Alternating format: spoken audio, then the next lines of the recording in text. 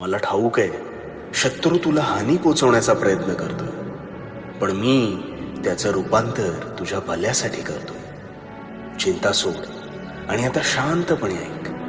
मनातील सर्व इच्छा ह्या पूर्ण होतील.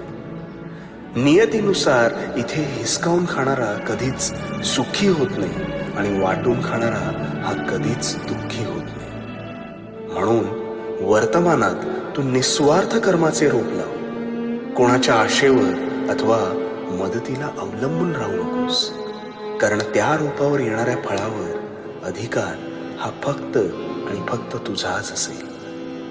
कर्म शुद्ध ठेव आणि हो, भिवू नकोस कारण मी तुझ्या पाठीशी. भिवू नकोस, मी